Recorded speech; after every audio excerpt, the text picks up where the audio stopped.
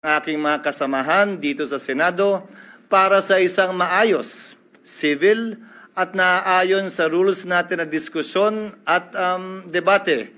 Ayon na rin sa sinumpaan nating tungkulin na pagpasahan ng lahat ng bagay nang naaayon sa ating paniniwalang tama at nararapat nating gawin. Hayaan mong simulan ko po ang ilang mga binanggit. Mr. President, Your Honor, I wrote the members of the Senate on February 24, 2025, outlining the basic reasons why we cannot, as of yet, schedule the impeachment complaint. Much has been said about the term forthwith, which I wrote to each and every member of the Senate.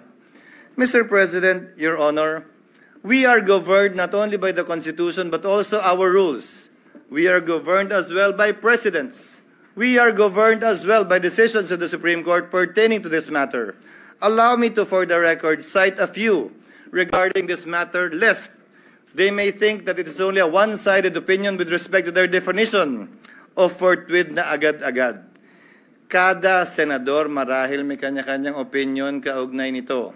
Hindi ko pwedeng hayaan na sa record natin ay hindi maisabi ang ibang opinion kaugnay nito. Una, nakasaad po sa saligang batas kaugnay sa papel na dapat gampanan ng Kamara na dapat tugunan nila ang pagsampa ng impeachment complaint sa loob ng mga takdang panahon. Kung ilang session days para ilagay sa calendar, ilang session days para ilagay sa Committee on Justice, ilang session days para pagpasahan, ilang session days para pagdesisyonan ng plenaryo ng Kamara. Nakalagay din sa rules ng Kamara, anumang impeachment complaint regularly filed by one member, dapat po immediately, hindi po forthwith, immediately, i-transmit ng Secretary General sa Speaker. Nakalagay din sa sariling rules ng Kamara, ang Speaker dapat sa loob ng 10 araw, i-refer sa Committee on Justice. Bakit mahalaga yon? Dahil sang-ayon sa desisyon ng Korte Suprema sa Francisco case, diyan magsisimula ang 1-year ban sa pagsasampa ng pangalawa, pangatlo o pang-apat na impeachment complaint. Hindi yan ginawa ng Kamara. Sa katotohanan, hanggang nag-adjourn tayong lahat bilang Kongreso noong February 5, hindi yan ginalaw ng Secretary General sa kabila ng magkatabi lamang naman ng opisina ng Secretary General at ng Speaker. Sasabihin marahil ng ilan, tapos na yan. Lumipas na yan, tulad ng sinabi ni Senator Coco, wala na tayong magagawa dyan. Nandun ako. Pero may katanungan akong iiwan bago nating lisanin ang puntong yan. Nasaan yung mga nagrereklamong dapat agad-agad? Nasaan yung mga nagsasabing ngayon na, wag nang pagpaliban, ba't ba dinedelay? Inupuan po na mahigit 2 buwan, magtatatlong buwan nga ito. Hindi inaksyonan. Wala naman ako narinig na nagreklamo na nasa na yung agad-agad. Sa kanila nakalagay immediately, may takdang araw pa. Yan ang paksa ng petition sa Korte Suprema ngayon na inihain ni Vice President Sara Duterte kaugnay sa pag-iiwas sa tinatawag niyang 1-year ban na nakasaad sa saligang batas. Now let me proceed to forthwith. I quoted this in my letter to all the senators. Forthwith, citing various cases, Mr. President, Your Honors, means within a reasonable time, which may be longer or shorter period according to the circumstances of a particular case. It means it is elastic in nature and varies with every case. Quote, it may be modified by circumstances and the nature of the duty to be performed. Marami po nagsasabi ng opinyon na agad-agad. Kung gaano karami po ang abogado, kung gaano karami po ang marunong at magaling, gaano din kadami marahil ang kanilang interpretasyon. Pero nasaan ang probisyon ng saligang batas, desisyon ng korte nag-iinterpreta doon na nagsasabing agad-agad nga ang ibig sabihin yan, samantalang hindi naman agad-agad ang interpretasyon ng salitang immediately ng Kamara. Kung talagang immediately ang gusto, edi sana ang sinulat ng mga nagsulat ng konstitusyon, immediately din tayo. Eh yung immediately nga ng House, hindi yun ang interpretasyon. Tapos tayo ganyan. if the prosecutors themselves, the complainants themselves, were not that interested and sat on these complaints for over 2 months? Tayo bigla ngayon, mamadaliin nila habang nagpabanjing-banjing sila ng mahigit 2 buwan sa mababang kapulungan. Pangalawa, bagaman tama si Senator Pimentel at sang-ayon ako na pwede tayo mag-trial habang recess. Ginawa na po yan sa kaso ni Chief Justice Corona. Again, we are governed not only by the Constitution, by our rules, but also by precedents. Subalit, may malaking pagkakaiba. Dapat nasimulan, na-refer, at nagkaroon ng plenary action sa articles of impeachment upang makonstitute ang impeachment court bago ito magpatuloy habang recess. Maraming nagsabi, mag-trial na tayo, mag-convene na tayo, sumampa na tayo habang recess. Sa pananaw at palagay ko, labag yan sa saligang batas. At dun sa mga talagang gustong matanggal si Vice President Sara Duterte, dun sa mga galit sa kanya, inis sa kanya at gustong madali itong impeachment, para mo lang dinagdag, binigyan siya ng dagdag na balang questionin ito sa Korte Suprema. Dahil hindi po pwede yan. At hindi po ako papayag na mangyari at gawin yan dahil lamang gusto nila at nagmamadali sila. Sinabi ko na sa simula pa lang, ng impeachment process na ito, 1 linggo matapos i-file yan dito sa Senado, 2 oras bago tayo mag-adjourn sa huling araw ng ating sesyon. Sabi ko, hindi ako makikinig, susunod o magpapadala sa sino mang pabor sa impeachment at ayaw kay Vice President Duterte. Hindi ako magpapadala sa ayaw sa impeachment at gusto si Vice President Duterte. Trabaho ko bilang tagapangulo ng Senado, hindi nga lang ako, trabaho nating lahat, na maging pantay at pareha sa ating pagtingin. Yan ang rason, hindi naman tsamba lang yun at nagkataon. Yan ang rason kung bakit ang babaeng sumisimbolo ng hustisya ay nakapiring. Wala dapat tinitingnan o tinititigan. Wala dapat kinakampihan dahil lamang nagkataong ganun ang nangyari. At dahil nagkataong ayaw ko siya ganyan ang gawin nyo. Let's go back to precedents, Mr. President. 3 lamang na impeachment complaint ang naitawid ng Kongreso patungo sa Senado na inabutan ko na matapos ang 1987 Constitution. 3 po lamang. Ang impeachment complaint laban kay dating Pangulong Estrada, ang impeachment complaint laban kay Chief Justice Corona, at ang impeachment complaint laban kay Ombudsman Gutierrez. Hayaan niyo pong isa-isahin ko. Isinampa ang impeachment complaint laban kay Pangulong Estrada magno-Nobyembre. Nung nag-recess ang Senado, tumigil ang trial. Nag-resume sila pagkatapos ng recess. May nagreklamo ba? May nagsabing, uy, portwita. Yan ang president ng Senado. Nung nag-trial at hindi binuksan ang second envelope, yun yung maalala, nag-walkout ang prosecutors, hindi na bumalik. Anong ginawa ng Senado? Wala ng prosecutor, wala ng interesado, dinismiss forthwith yung impeachment complaint. Dahil nawala na yung prosecutors. Tama nga naman. Hindi na pala interesado yung mga prosecutor, ano pang gagawin ng Senado magtawag ng hearing? Sa kaso ni Chief Justice Corona, sinampa 5 araw bago mag-adjourn ng Senado. Nagsimula ang trial pag-resume pagkatapos ng Christmas break. Pero bago mag-break o habang break, nag-issue ng summons. Nagkasagutan. Yun naman talaga yung balak natin pag-resume nitong 2 linggong ito. Yun lang, Mr. President, mga kasamaan. Ang kaisa-isang impeachment complaint na nasimulan at natapos ng Senado. Yung pangatlong impeachment complaint ni Ombudsman Mercy Gutierrez. Final yan 3 araw bago mag-adjourn ang Senado sa kanyang regular recess, walang eleksyon nun. Nung nag-resume, dun lamang sinet ang trial. Pero bago nag-resume ang Kongreso, nagbitiw si Ombudsman Gutierrez. Ano ang ginawa ng Senado? Walang trial, hindi kinonvene ang impeachment court, as the Senate dinismiss yung impeachment complaint. Pinagpasahan nila. Resign na pala Wala na tayong kailangan gawin.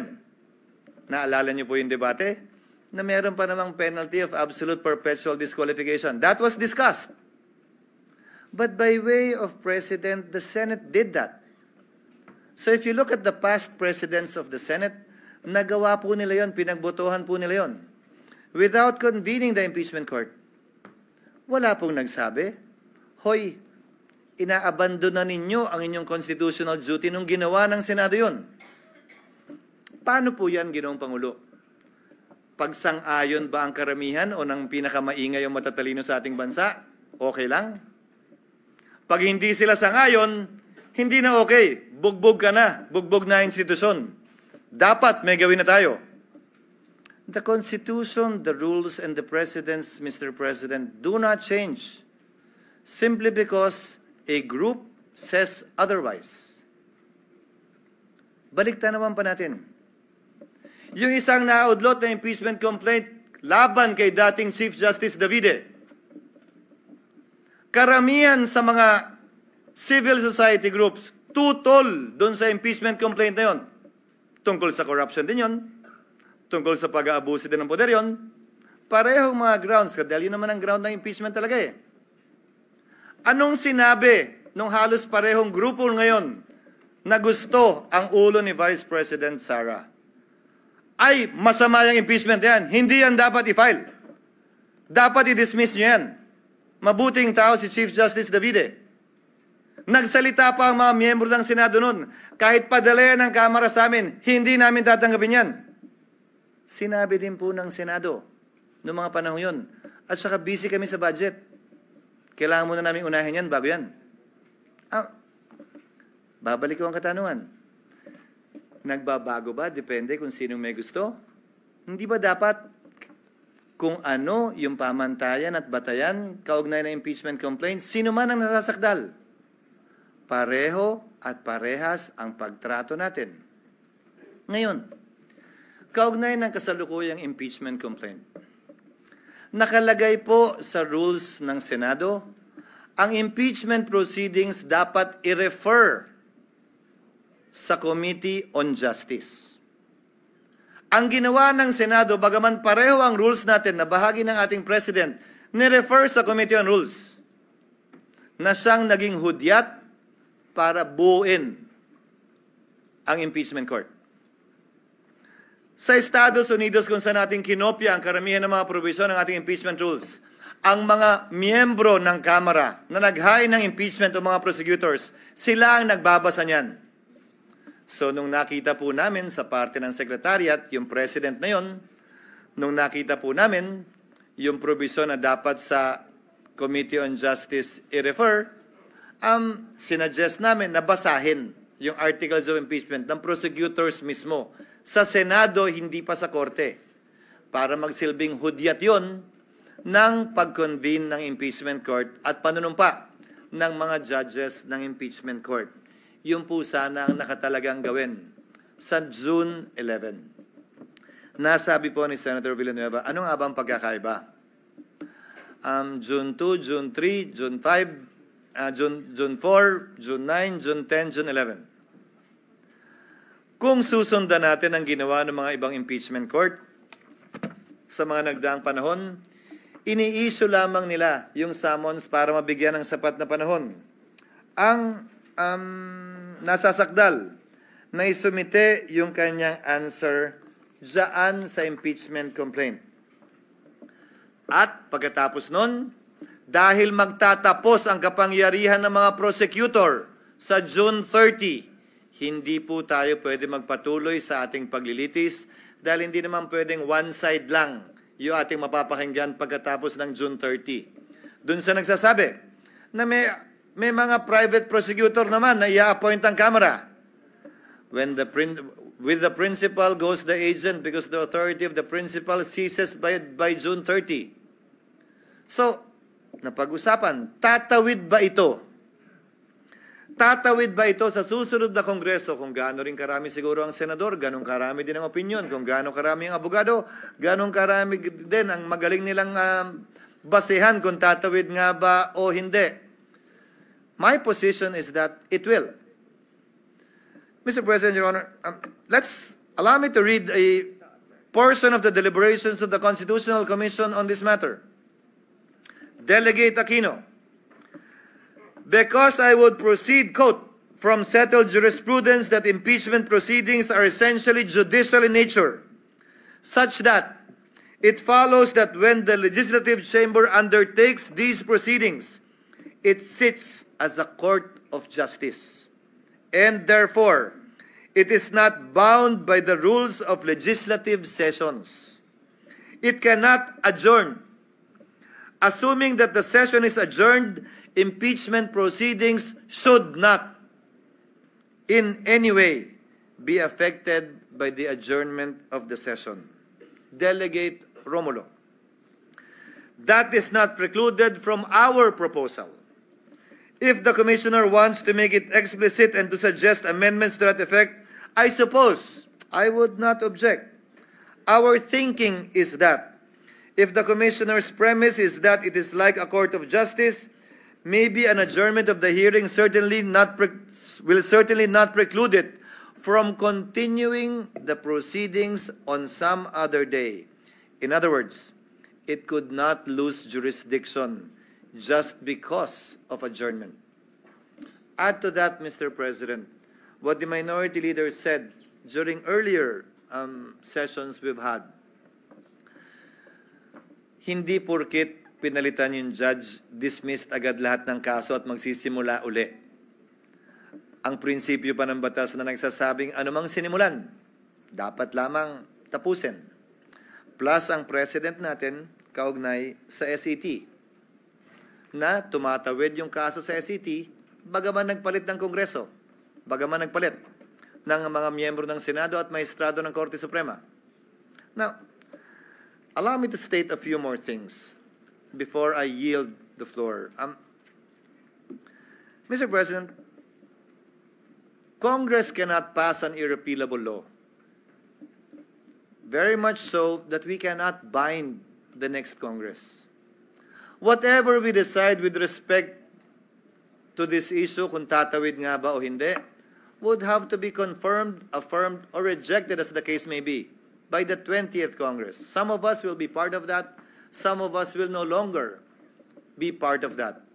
But we cannot tie their hands and bind their hands. But the same is true, Mr. President, Your Honor, if at all, with the House of Representatives as well. The 19th Congress also, to my mind, cannot bind. If the 19th Congress Senate cannot bind the 19th Congress, the 20th Congress Senate, then in the same breath, the 19th Congress House cannot bind the 20th Congress House. Certain procedural, to my mind, compliances need to be made in order for this to be done. As a last point, Mr. President, Your Honor, oo nga po at maraming nagpapahayag na opinyon at maraming sinasabi laban sa Senado at higit pa sa sinumang miyembro ng Senado laban sa inyong lingkod. But I consider that as part of the burden of leadership, Mr. President, Your Honor. Bahagi yan ng trabaho bilang tagapangulo ng Senado na balikatin kung anumang pagsubok, anumang pasanin, anumang patutsada na ibabato sa Senado o sa tagapangulo ng Senado kaugnay ng ginagawa o di nito ginagawa. Pero alalahanin din sana ng ating mga kababayan, bagaman karapatan nilang sabihin at magsabi ng kanilang nasa sa loob, tulad ng paggalang na ginagawa natin sa mga nagpapahayag ng kanilang opinyon sa labas lamang ng Senado. Para po sa akin, lahat po ito ay welcome at respetado ko dahil sa isang demokrasya, importante ang malayang pagpapahayag ng opinyon. Sa isang demokrasya, Ginoong Pangulo, hindi naman pwedeng nagkakasundo tayo sa lahat ng bagay. Sa isang demokrasya, tama lang, okay lang at dapat lang na magkakaiba tayo ng pananaw basta't hindi tayo nagsasakitan, basta't hindi tayo nag-aaway o dumarating sa punto na magkakasakitan. Malaya tayo makakapagdebate pero sa dulo, tulad lamang ng nakarang eleksyon, pagbobotohan po natin ito at ito'y masisettle sa pamamagitan ng botohan. Sino man ang manalo sa botohan, hindi nangangahulugang tama. Sino man ang matalo, hindi nangangahulugang mali. Iyon ang gusto ng nakararami. Gayon din sa mga opinion na inihahayag sa ngayon. Hindi porkit yan ang tingin ninyo, tama na kayo. Hindi porkit na hindi sang-ayon ang ibang tao sa inyo, mali na sila. Hindi po ganun yun. That I am not, or anyone here in the Senate is not on your side, does not mean that they are wrong and you are right. Only history will be the judge of that. Kaugnay naman ng mga legal na opinion. Dapat ganito, dapat ganyan, ito ang forthwith, dapat ngayon na, dapat bukas, pwede sa Miyerkules. Ang pwede lamang po naman magpasya ng legalidad niyan ay ang Korte Suprema. Hanggat hindi po nangyayari yan, malaya tayong pwedeng magdebate at sabihin ang ating kanya-kanyang posisyon na buong nabukas at buong pahintulot ang binigay ng Senado para mapakinggan yan. Hindi lamang sa iba't ibang social media platforms, pati dito sa plenaryo ng Senado. Again, Mr. President, before I conclude, I thank our colleagues for enunciating their opinion, their positions on this matter, and for the healthy debate that we saw and heard regarding this matter. As stated by Senator Tulfo earlier, at some point in time, we will have to put this to a vote. And as I believe, we will put this to a vote in the next few minutes. Hiling at dalangin ko. Ano man ang maging resulta na ninanais ng mas nakararami, galangin ng kada at bawat miyembro ng Senado. Dahil sa dulo, tagapangulo man ako ng Senado, batikang senador ka man o baguhan, tigi-tigisa lang po tayo ng boto. Pantay-pantay po tayo pagdating sa kapasyang ito. Maraming salamat po sa inyong pasensya, sa oras at paumanhin kung medyo mahaba-haba po ng konti ang aking mga sinambit na salita. Salamat po at salamat sa pasensya at sa oras na binigay ng ating Minority Floor Leader. Maraming salamat, ang Pangulo natin Senado, punong mayorya, Majority Leader.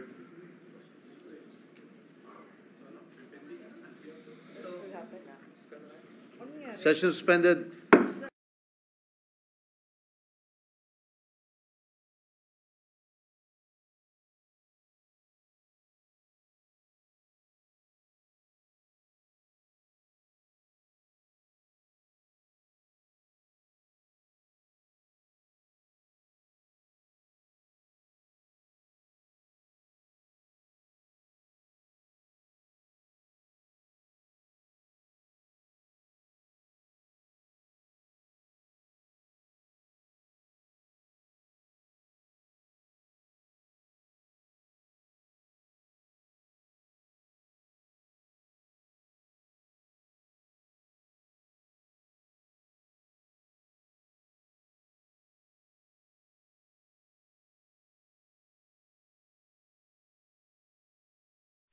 Consult with different stakeholders, members of the Senate, and the Minority Leader agreed that this representation would amend his motion per se, Mr. President. And so with that, Mr. President, at this juncture, may I move to refer the verified complaint for impeachment against Vice President Sara Zimmerman Duterte to the Committee on Rules. I so move, Mr. President.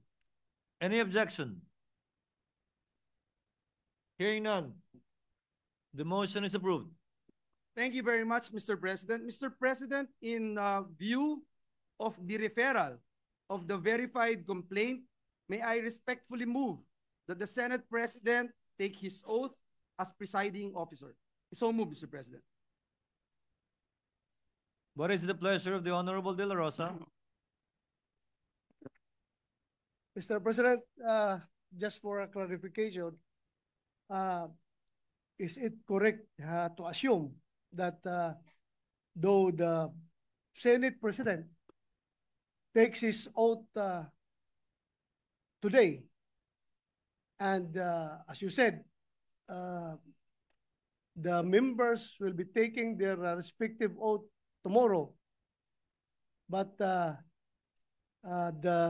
impeachment court is not yet convened, and it is going to be convened on Wednesday. June 11. Am I correct, Mr. President? What For the does record, just for the record. What does the movement say? Yes, Mr. President, the distinguished gentleman from Davao and Bohol is correct, Mr. President. Thank you, Mr. That is President. the intention of the movement, Mr. President. What is the pleasure of the honorable Just to, Mr. President, Pimentel? just to complete the thought of You may the, proceed, sir. just to complete the thought of the latest motion of Senator Villanueva, it should, as the presiding officer of the impeachment court. Sige. And then, with the convening, Mr. President, I think tomorrow when we take our oath, we are convened as the impeachment court. So I don't know. That's my technical understanding, Mr. President, because the presiding officer will now call the impeachment court to session, and then the members will now take their oath as senator judges. So that is already convening the court as far as this representation is concerned. What does Mr. the move? President, if I may, Mr. President, as the Senator Villanueva is as the recognized. You movement may of the proceed, sir. motion, Mr. President, I stand firm with the motion that I am proposing right now, as this came through out of the consultations made by this representation to a lot of members of the Senate, Mr. President, just to put that on record. But Just to clarify, this is akin or similar, Honorable Villanueva, to, for example, those who are newly elected to serve a term beginning January 30, 2025, who won in the last elections, where they can take their oath today, Yes. next week, or even for the past several days. But still, the term of their office will commence or begin on June 30. Would that be a good analogy? Yes, Mr. President, you are correct, Mr. President. What is the pleasure of the Honorable Marcos? Or nakatayo? What is the pleasure of the Honorable Revilla, rather Padilla, and then De La Rosa?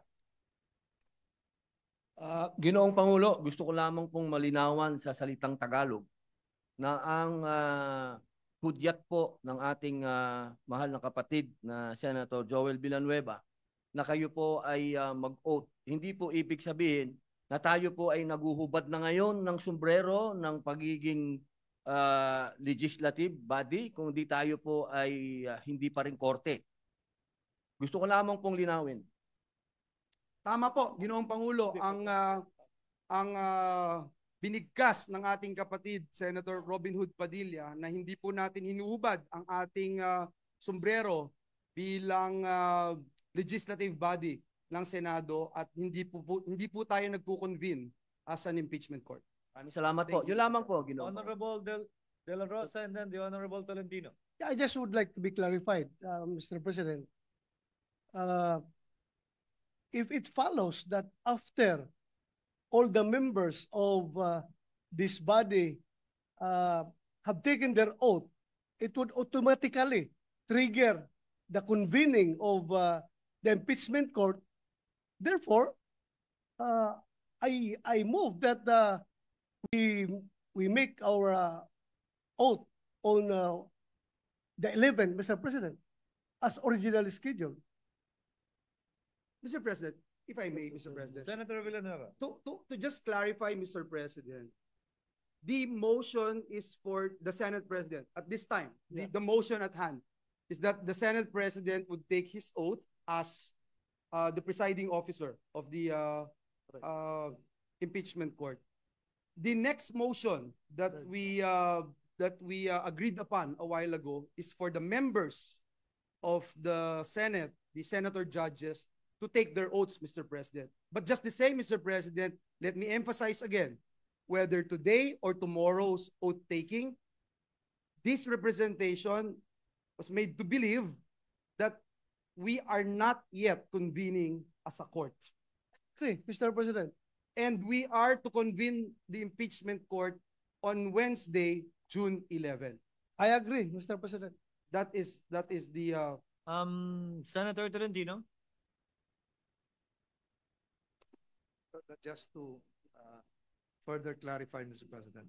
The impending oath of the Senate President is, if I'm not mistaken, and the movant can clarify this, pursuant to Resolution 39, Section 3 of our rules, which states, and I quote the pertinent provision, the President of the Senate shall preside in all other cases of impeachment, and for that purpose be placed under the prescribed oath or affirmation by any person authorized by law to administer an oath. The same, Mr. President, is pursuant to the constitutional command under Article 11, Section 3, paragraph 6, that when sitting for that purpose, referring to the impeachment, the senators shall be on oath or affirmation. Is that the correct clarification, interpretation, if I may ask the movant, Mr. President? What does the movant say? Yung po bang panunumpa ngayon ng ating Senate President ay sang-ayon sa Resolution number 39 patungkol sa impeachment proceedings at sang-ayon din sa Article 11, Section 3 patungkol po sa panunumpa ng Senate President at lahat ng senador kung magbubukas ang isang impeachment trial court. Yun lamang po. Yes, Mr. President. The answer is in the affirmative, Mr. President. Thank you, Mr. President. Thank you, Mr. President. We can Senator Pimentel is recognized. since we are debating on the nature of the third motion, actually, we're still on the second motion. Kaya nga. So, maybe if we can wait for the third motion and then revive this topic, Mr. President. I have no problem with that, Mr. President. And so I moved for the previous motion, Mr. President. The previous motion to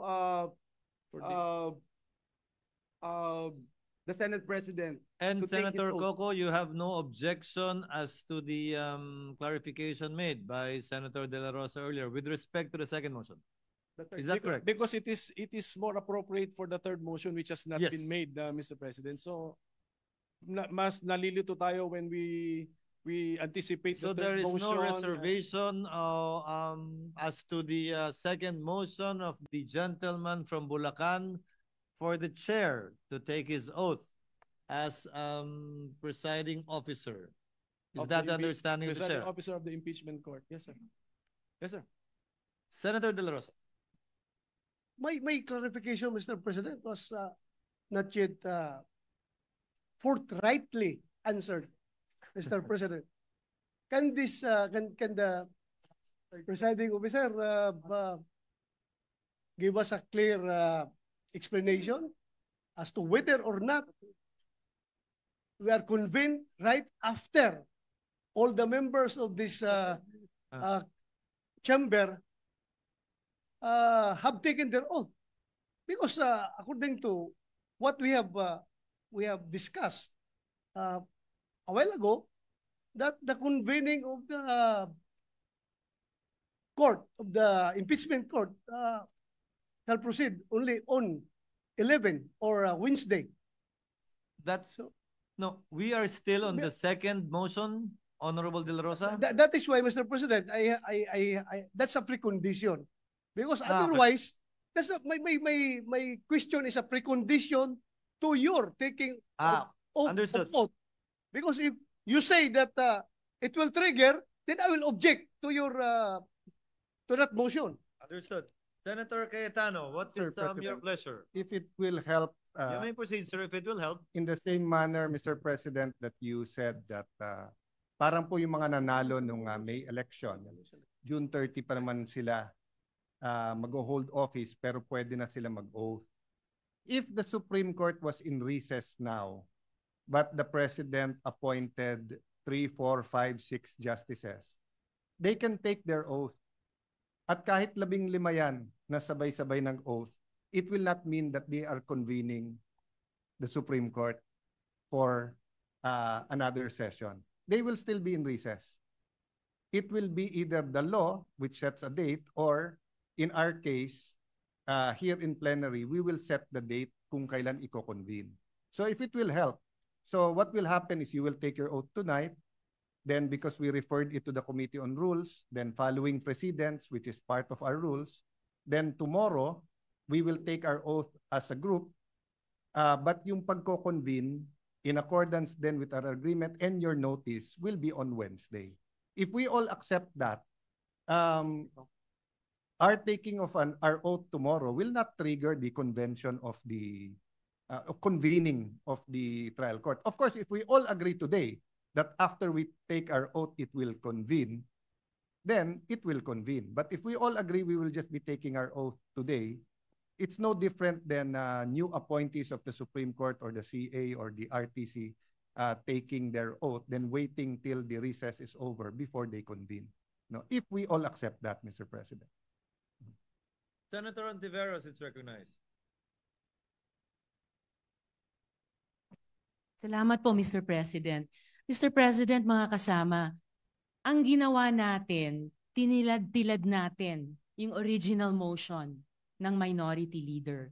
Dahil sa primary issue na ni-raise ng gentleman from Camarines Norte and BARM na dapat tulad ng naging practice nung nakaraang mga impeachment processes, bagamat wala sa rules, i-refer muna sa Committee on Rules. Mapagbigay po ang minority. Nakipag-usap po kami sa inyong lahat sa pamamagitan ng ating pamunuan.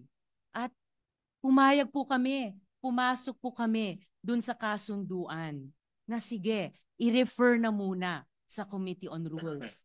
Ipasa ibang araw yung panunumpa nating lahat before the presiding officer, pero siya ay manunumpa bilang presiding officer ngayong gabi. Natural na epekto na kapag ngayong araw manumpa ang presiding officer, bukas ay tayong lahat naman manunumpa bilang senator judges, natural na epekto yun na we have constituted an impeachment court. Hindi yun po ang unang issue na ni-raise na prejudicial issue. Yun lamang na bakit hindi idadaan din sa Committee on Rules. Nagbigay na po ang minority dyan. Tinilad-tilad na po natin yung original motion na hindi muna mag-constitute as impeachment court ngayong araw, i-refer nga sa Committee on Rules gaya ng hiniling ng good gentleman from Camarines Norte and BARM, at ngayong gabi, yung presiding officer lamang manunumpa. Bukas, tayong lahat ng iba ay manunumpa. At yung unang aktual na araw ng trabaho ng trial court ay sa Miyerkules pa. So please, maging resonable naman po tayo at tumupad naman po sa mga kasunduan nung tayo ay ilang oras na nagbubuo ng kompromiso na handa na nating tanggapin dito. Tumupad na kami dun sa prejudicial concern na idaan muna sa Committee on Rules at iisa lang ang manunumpa ngayong gabi. Bukas, tayong lahat ng iba. There is no harm na nag-convene na tayo bilang korte bukas dahil wala pang gagawin ang korte bilang korte sa Miyerkules pa po. So I am appealing to the plenary, i-uphold naman natin yung pinaghirapan nating compromise nitong nakaraang 2 araw na tumupad dun sa unang issue na ni-raise ng good gentleman from Camarines Norte at BARM. Please lamang po mga kasama, palihog mga kauban. Salamat, Tabi, Mr. President. Thank you, Senator Ontiveros. Senator De La Rosa is recognized. Actually, Mr. President, the majority is kind enough para pagbigyan yung pakiusap ng minority. Na originally naka-schedule na tayo on May 11, yung ating lahat-lahat na gagawin. June 11, lahat natin gagawin. So, what's the difference kung yung aming pakiusap ay pagbigyan rin naman? Mr. President, just a clarification. With the permission of Senator De La Rosa, Senator Cayetano is recognized. Just to clarify, and I beg the indulgence of the minority. Everyone's in good faith kasi ang napag-usapan natin off the record, refer na natin tonight, mag-oath na si SP as presiding officer of the impeachment court. Tomorrow tayong mag-oath and then ituloy yung Wednesday. yun yung agreement natin. We were silent on convening. So good faith everyone, because ang pagkaintindi naming marami na convening is a formal act. Hindi lang yung pag-oath na triggers that, di ba? Ang pagkaintindi pala ng minority is that, so I'm just saying, if we cannot agree, we cannot agree. But there's no bad faith in both sides. So please accept my explanation. Then we can agree or agree to disagree. So, Mr. President, Senator Pimentel is recognized. if we look at practice, kasi nga kaya kami nag-compromise na dun sa referral to the Committee on Rules out of practice, not out of the letter of our rules. If we remember correctly, for those of us present in the last impeachment proceeding held in the Senate, nag-oath po ang members ng Senado when the court was called to session, Mr. President. So it was a court session. Nag-oath tayo as members of the senator judges. So if we want practice, to follow practice, let us convene the court and take our oath. And then yun, siguro ang good faith agreement na lang natin, let that be the only agenda of the court on Tuesday. So you can ask our staff to check if what I'm saying is correct, that when we took our oath as senator judges, it was the court, the Senate as sitting as an impeachment court convened already, Mr. President. So yun po yun. So ganoon na lang, in good faith tayo, and then that's our we make it of record now that that's the only agenda of the court, and then Wednesday na po yung actual work as stated by the Deputy Minority Leader. Mr. President, I Senator think Cayetano. the misunderstanding comes from when to convene, because Senator Bato and whoever else have the same thinking, I was right to assume that Wednesday magko-convene. So he still has till tomorrow to decide whether he will give a privilege speech or make any motion depending on his gathering of his thoughts tonight. So kung mag-agree na tomorrow na magko-convene, that's why isa sa hiningin ni Senator Bato is before mag-oath, he can take the floor. At sabi naman namin, well, anyone can take the floor based on personal and collective privilege. No? So dun po ngayon may konting stalemate. No? Because Senator Bato doesn't want to be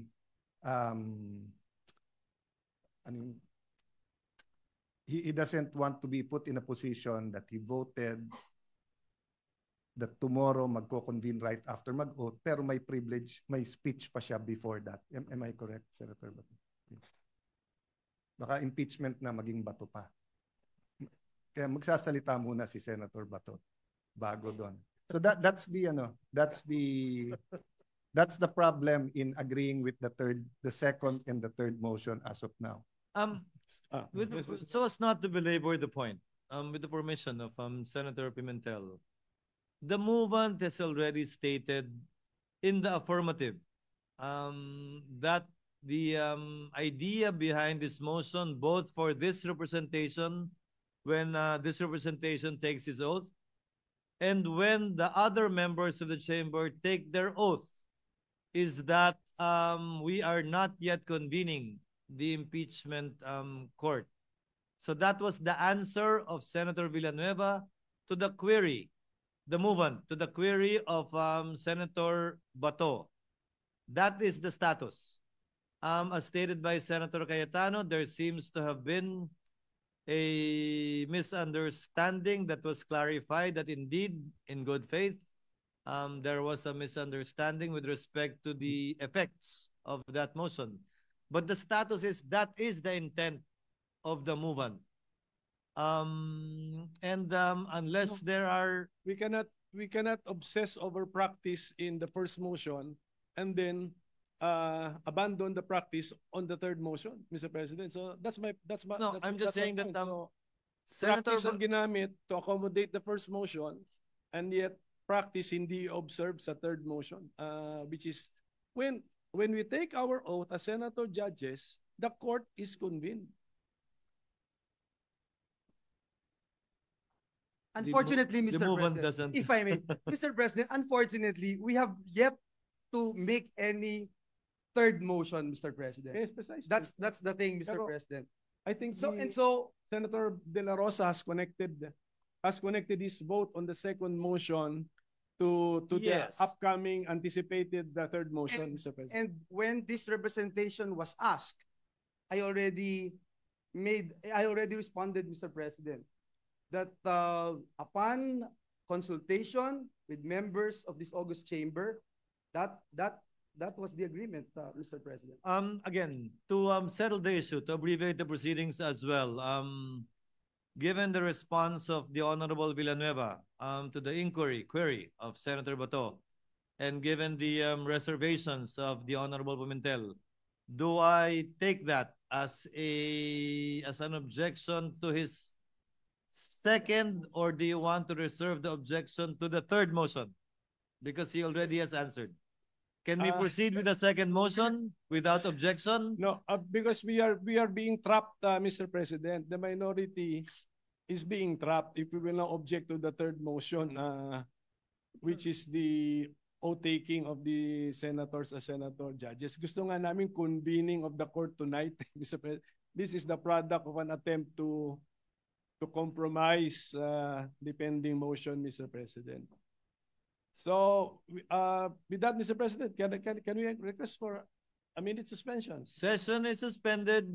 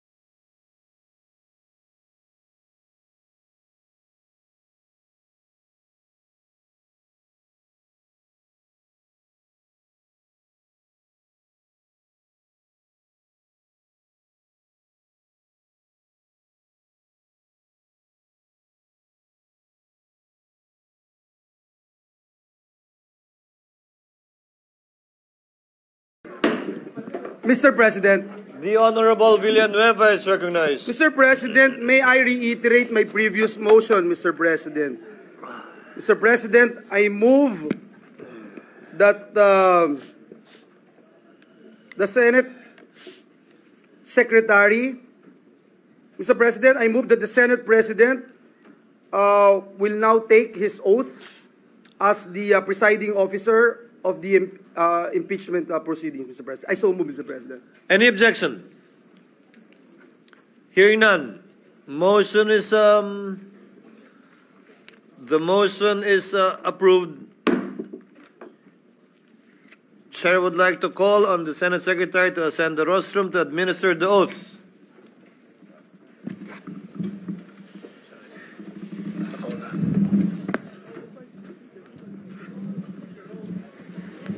Sir, dito kayo, sir.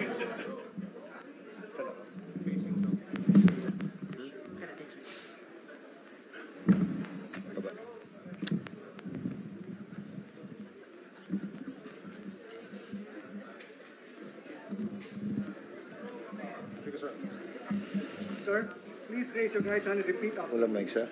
Okay na, sir. Importante kayo na matinig. I, Francis Cheese G. Escudero, Solemnly swear solemnly swear that in all things appertaining to that in all things appertaining to the trial of the impeachment of the trial of the impeachment of Vice President Sara Zimmerman Duterte, Vice President Sara Zimmerman Duterte, now pending, I will do impartial justice according to the Constitution according to the Constitution and laws of the Philippines. and laws of the Philippines. So help me God. So help me God.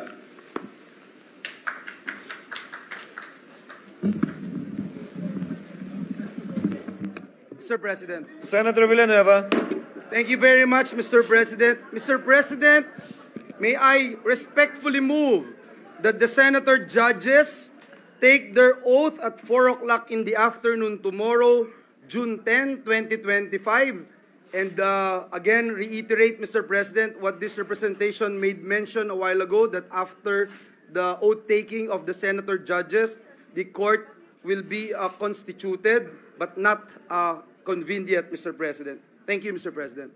So Duly moved. noted and entered into the records. Is there any objection to the motion? Hearing none.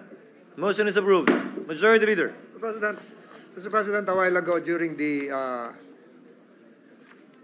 parliamentary discussions prior to your oath-taking ceremony, Mr. President, this representation noticed and heard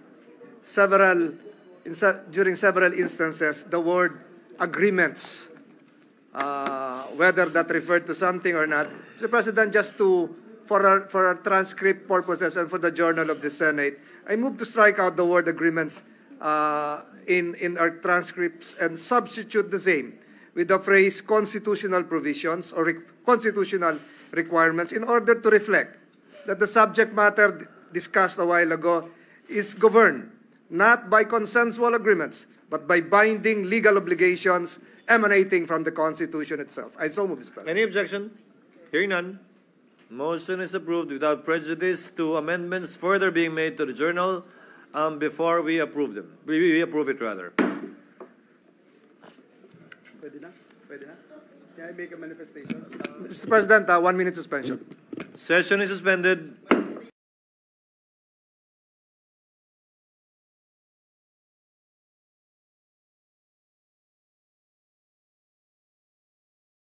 Mr. President, the Honorable Joel Villanueva is seeking the floor. I move that he be recognized. Senator Villanueva is recognized. Thank you very much, Mr. President. Thank you, Majority Leader. Mr. President, before our short manifestation, may I just be allowed, Mr. President, to show a 1-minute video presentation, Mr. President, because today we are celebrating the victory of our young boys, age under 16 years old, who were champions of Southeast Asia Basketball League, Mr. President. Undefeated basketball team.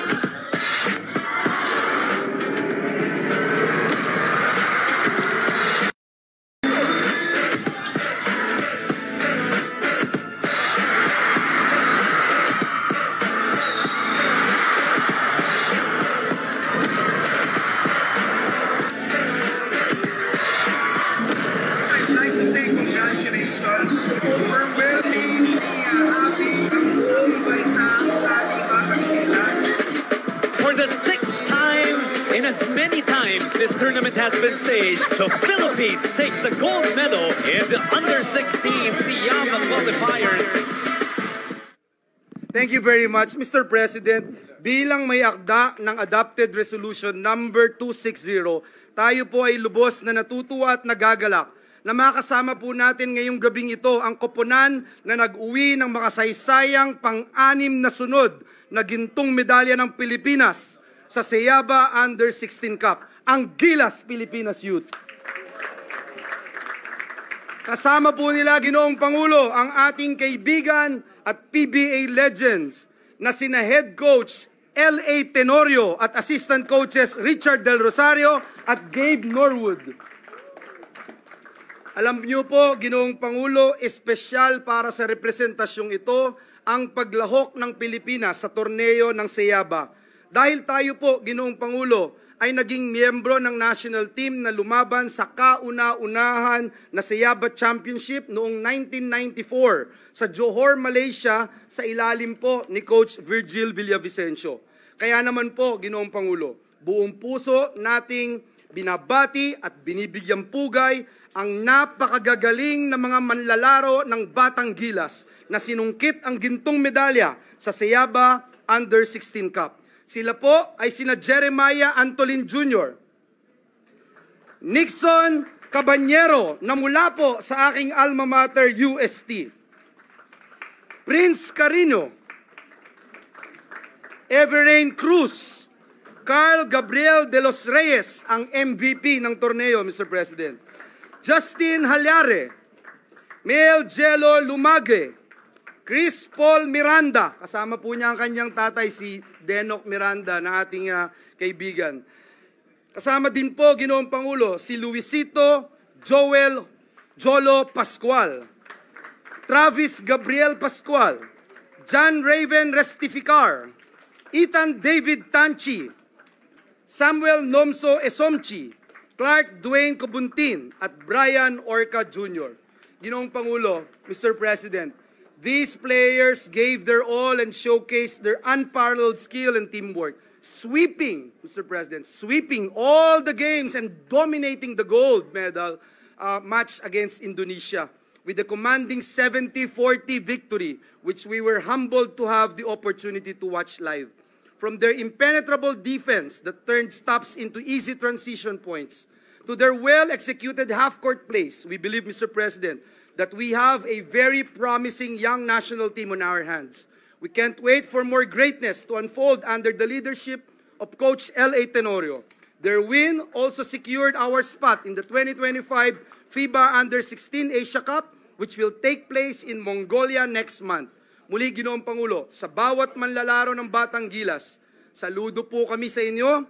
We and the millions of basketball enthusiasts across the world will continue to support you and cheer for you as you proudly play for the Philippines in your next competition. Muli, mabuhay ang Batang Gilas, mabuhay ang mga atletang Pilipino. Maraming salamat, Ginoong Pangulo, at pagpalain tayong lahat ng ating Panginoong Diyos. The Senate would like to congratulate the members of the Philippine Men's National Under-17 basketball team, Gilas Pilipinas. Of course, the chair would also like to congratulate the coach, who is one of the superstars of the Philippine Basketball Association, and of course, who hails from the Ateneo. When you're an Atenean, you must be good. Yes, Majority Leader, Mr. no President, offense because you're a Lasalite, I'm sorry. Yeah, but I was more hold to be in a Jesuit institution longer, Mr. President, for the record. Next to deliver his manifestation of support for the Gilas Youth is Senator Christopher Lawrence Bongo. I move that he be recognized. Senator Bongo is recognized. Mr. President, sports muna tayo. As chairman of the Committee on Sports and the Committee on Youth, as one of the authors of a similar resolution, I would like to congratulate the Gilas Pilipinas Youth National Basketball Team for winning the gold in the FIBA Under-16 Asia Cup, SIABA, or the Southeast Asia Basketball Association qualifiers last May 30, 2025. Mr. President, the team dominated the tournament with an undefeated record, demonstrating excellence and superior skills reflecting the Philippines' deep basketball talent and passion for the sport. At congratulations rin po sa ating mga idol na si Coach L.A. Tenorio, Gabe Norwood, Richard Del Rosario at sa lahat po ng members po ng team na nabanggit po kanina, no? Ang ating MVP is from Batangas, kababayan natin. At siyempre sa aking teammate sa Senate Sentinels na si Senator Joel Villanueva, ang ating former member po ng national team. The outstanding performance of the Gilas Pilipinas youth team has secured the country's qualification for the prestigious FIBA Under-16 Asia Cup in Mongolia in July, further cementing the Philippines' status as a basketball powerhouse in the Southeast Asian region. Mr. President, their victory serves as an inspiration to millions of Filipino youth, encouraging them to pursue their passions and excel not only in sports but also in life. At naniniwala po tayo na isang paraan po ang sports na ilayo po ang ating mga kabataan sa masasamang bisyo. Get into sports, stay away from drugs to keep us healthy and fit. Makakaasa po kayo sa patuloy nating suporta sa atletang Pilipino mula sa grassroots hanggang sa international competitions. Thank you, Mr. President, at congratulations po sa Gilas Pilipinas Under-16. Thank you, Senator Bongo. Majority Leader. Yes, Mr. President. Next, to make a manifestation of support, to deliver his message is Senator Ronald Bato de la Rosa. I move that he be recognized. Senator Bato de la Rosa is recognized.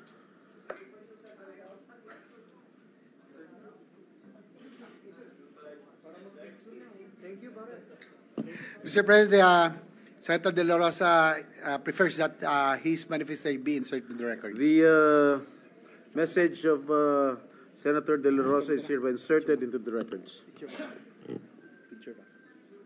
Mr. President, I move for a minute suspension so that our Gilas youth can have a picture taking. Session suspended. May we request the members of Gilas Pilipinas to ascend to the rostrum, please?